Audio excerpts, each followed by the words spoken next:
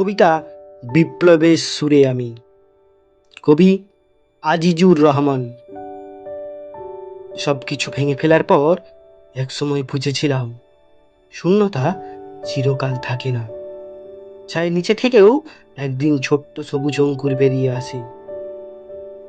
যারা লড়াই করে প্রাণ দিয়েছিল আমি তাদের নাম ভুলিনি। না, সেটা কোনো আবেগ নয়, ভালোবাসা বা ঘৃণাই নয়। আমি শুধু বুঝেছি মৃত্যুরও একটা ভাষা আছে, আর ভাষা মানেই দায়িত্ব।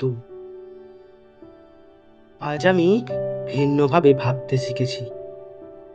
বিপ্লব মানে শুধু আগুন লাগানো নয়, বিপ্লব মানে হলো ছায়ায় দাঁড়ানো একটা শিশু চোখে চোখ রেখে বলা, তুমি ভয় পেও না, আমি আছি। এই পৃথিবী তোমার জন্য হতে পারে নিরাপদ। এই বিশ্বাস করার জন্য আমি ফিরে এসেছি। এবার আমার হাতে কোনো ফাঁসির দড়ি নেই।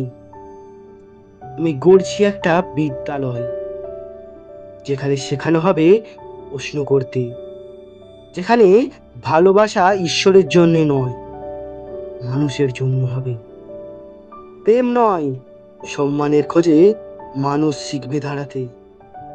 এখানে যুক্তি হবে অনুভবের ভিত্তি। আমি চাই এমন এক সমাজ গড়ে তুলতে, যেখানে কেউ রাজা নয়, কেউ প্রজা নয়, সবাই প্রশ্ন করে, উত্তর খোঁজে এবং সিদ্ধান্ত নেয় একসঙ্গে।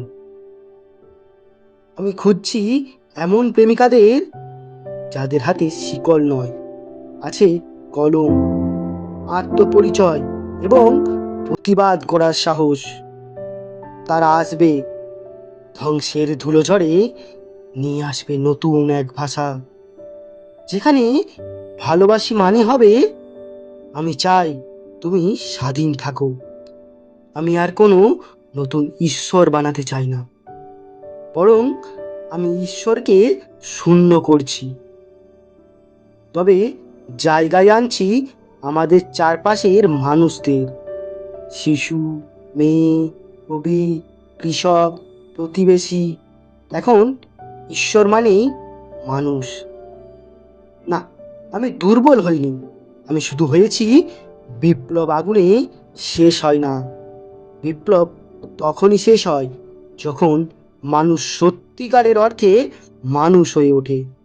আর সেই মানুষ গড়ার কাজ শুরু করছি নিজের ভেতর থেকে।